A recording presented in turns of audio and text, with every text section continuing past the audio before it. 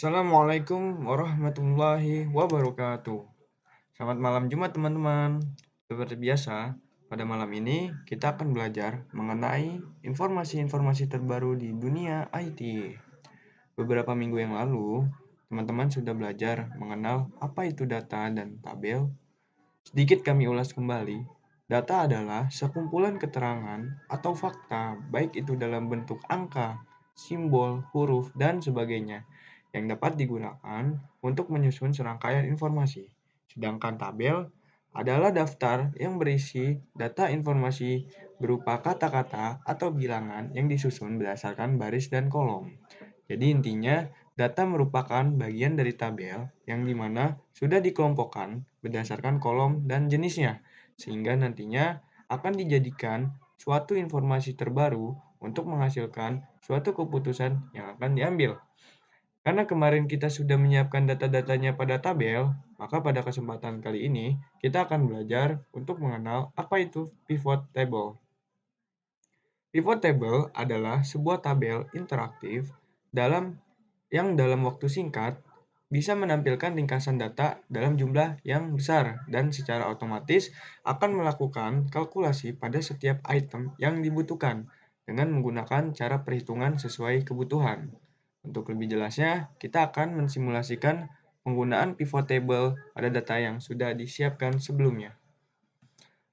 Oke, teman-teman semua, di sini saya sudah menyiapkan sebuah tabel ya, yang dimana pada part 1 sebelumnya kita sudah belajar mengenai bagaimana sih cara membuat tabel yang benar dan apa yang tidak boleh dilakukan pada saat membuat tabel ya. Nah, di sini sebetulnya tadi tabelnya itu dalam bentuk range ya, karena di range jadi tidak otomatis seperti ini ya. Agar menjadinya seperti ini, sebelumnya saya akan coba untuk mengembalikan lagi ya ke bentuk asalnya.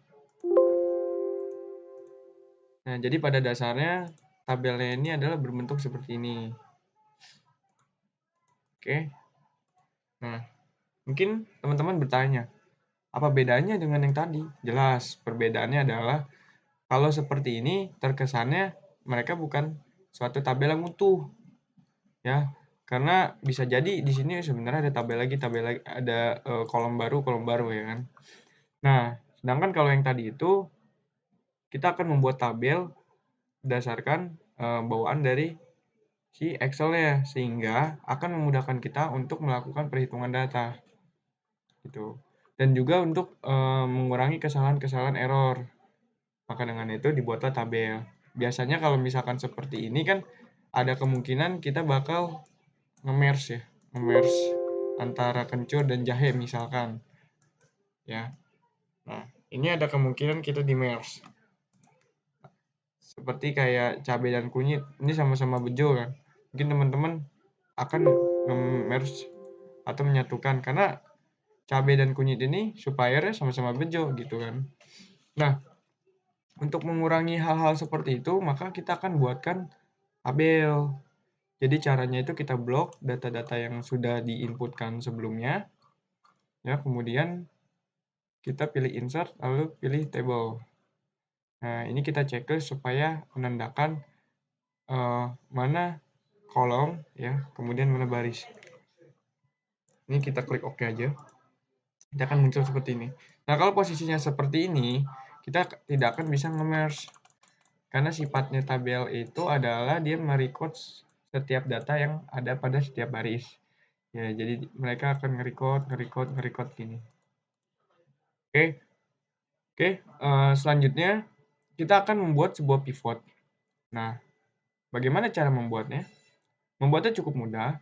Di sini kita tinggal select data yang akan kita jadikan pivot, yaitu tabel. Ya. Nah, ini juga ada salah satu kemudian kita cukup pilih tabel satu aja, nanti akan ngeblok semua data yang termasuk range-nya tabel. Ya. Nah, setelah itu kita masuk ke bagian insert. Nah, di insert ini ada pivot table. Ya. Kita pilih from table all range. Nah, kemudian nanti akan ngeblok bagian yang akan kita buatkan pivot. Nah, di sini kita pilih new worksheet karena kita belum buat worksheet baru ya, atau sheet baru. Kita klik OK. Nah, nanti akan muncul seperti ini. Biar lebih enaknya kita geser ke kanan. Kemudian kita pilih atau kita rename menjadi pivot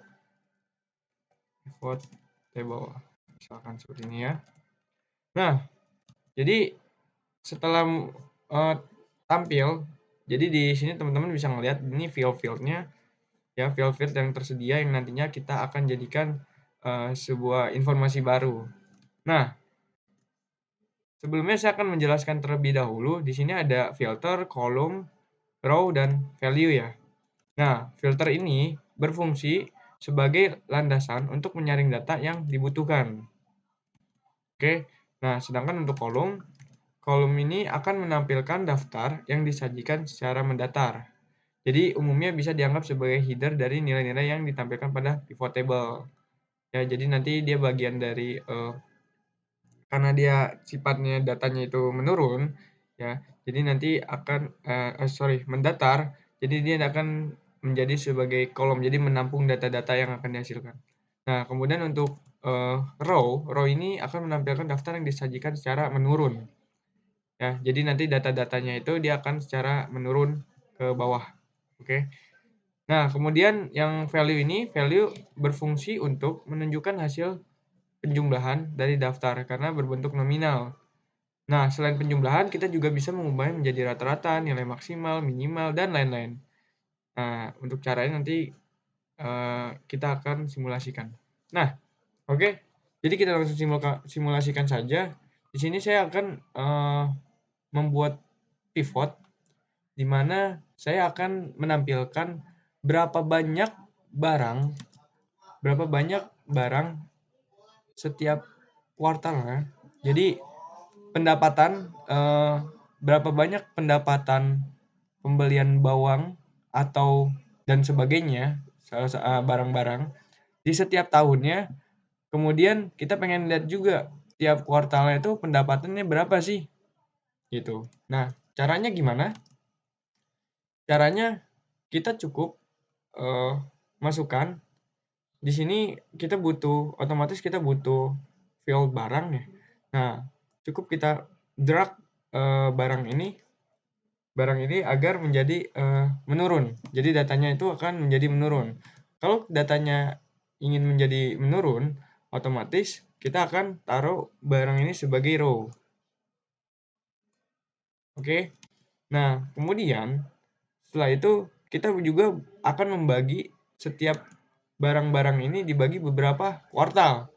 Nah, untuk membagi beberapa kuartal, kita juga akan menjadikan ini menurun karena nanti di bawang merah ini misalkan ada kuartal 1, kuartal 2 sampai kuartal 4. Kita masukkan lagi ke sini. Nah, dia akan tampil seperti ini.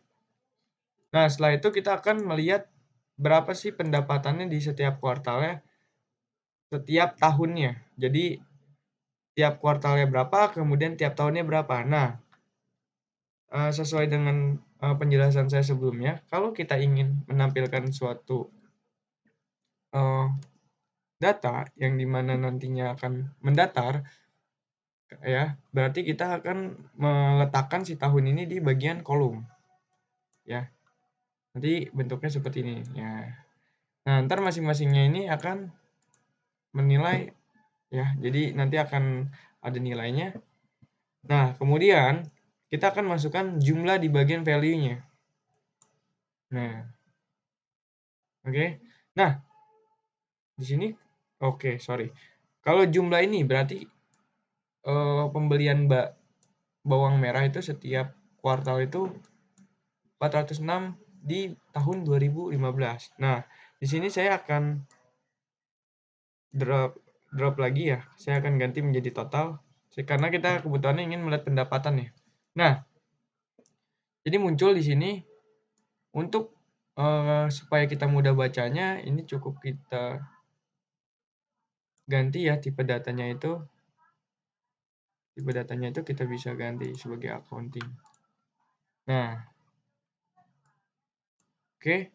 Jadi di sini teman-teman bisa lihat bahwa pada barang bawang merah di tahun 2015 total pendapatannya itu adalah 37.823.531. Sedangkan untuk di kuartal satunya pendapatannya adalah 11.037.115. Ya, nanti di sini kita juga bisa ngelihat ya. Oh, ternyata untuk bawang putih nih di kuartal 3 itu pada tahun 2017 itu pendapatannya sekitar 10 juta, hampir 11 juta. Nah, kemudian di sini kan kita mau coba fungsi filter ya. Nah, kita juga bisa memfilter. Nah, di sini sesuai kebutuhan juga kita akan filter yang mana. Contoh, saya di sini akan memfilter coba kita filter di bagian tahun ya misalkan. Ya, nanti otomatis tahunnya itu akan close ya. Karena saya pengen butuh di tahun 2015 saja. Oh, ternyata di tahun 2015 itu sekian tiap kuartalnya. Saya pengen lihat di 2017 saja. Oh, sekian. Kalau saya pengen ngelihat total keseluruhan di tahun 2016 dan 2017 itu berapa? Oh, hasilnya sekian. Nah, seperti itu. Nah, selain tahun pun kita bisa coba yang lainnya ya. Kita mau coba bagi, misalkan saya akan membagi berdasarkan supplier deh. Nah, di sini kan nggak kelihatan ya suppliernya. Saya pengen lihat suppliernya Bejo. Bejo itu berapa sih? Oh, ternyata bawang putih itu di apa? Bejo itu di kuartal ketiga ternyata tidak ada pembelian. Coba kita cek ya di Bejo. Nah, di sini kan kalau kita cek kayak gini bingung ya, pusing juga ya. Kita ngelihat, wah, sulit juga nih gitu kan. Nah, maka dengan itulah kita bentuk sebagai pivot. Nah, kemudian kita pengen lihat, wah, kok tahunnya nggak ada ya? Nah, kita masukin lagi ya. Sepertinya tadi tahunnya keganti karena kita pakai filter. Masukin lagi aja tahunnya. Nah, di sini kita udah bisa lihat ya. Tahunnya, loh, mungkin timbul pertanyaan, ini kenapa tahun 2017 aja yang muncul? Nah, untuk mengetahui kenapa 2017 saja, berarti si Bejo itu hanya menyuplai bawang merah dan beberapa barang lain itu hanya di tahun 2017. Nah, kemudian kalau kita mau masukin kita cek. Nanti timbul pertanyaan kembali. Loh, ini di tahun 2015 ada kok Bejo sebagai supplier. Oke. Nah, kalau seperti ini, kita pastiin dulu di kolom labelnya ya. Ternyata hanya kefilter di tahun 2017. Jadi kita klik OK, nah kemudian tampil lagi ya. Nah, kemudian tadi juga di sini di value kita bisa ganti berdasarkan bukan hanya sum ya, kita juga bisa menghitung nilainya. Ya, nilainya selain sum. Kita bisa menghitung average, rata-ratanya. Berapa sih rata-ratanya? Nah, nanti kita juga bisa menghitung nilai rata-ratanya untuk setiap pendapatan. Kemudian kita pengen lihat max apakah berfungsi. Nah, perlu diperhatikan ya. Jadi biasanya nggak semua data itu bisa berfungsi secara maksimal. Jadi perlu dipastikan juga untuk menentukan value apa yang mau kita keluarkan.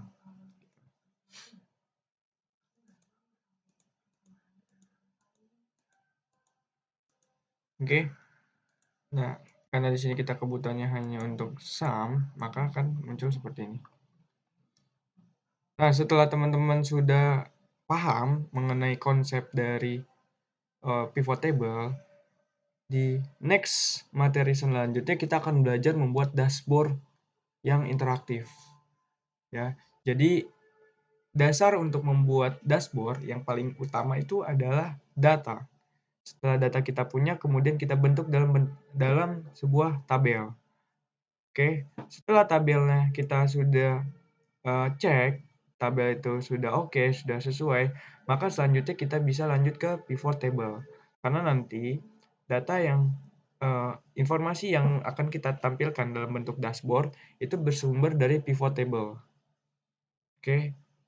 Nah, next materi kita akan belajar itu. Mungkin dari saya cukup sekian. Mohon maaf atas kekurangannya. Wabillahi taufiq walhidayah. Wassalamualaikum warahmatullahi wabarakatuh.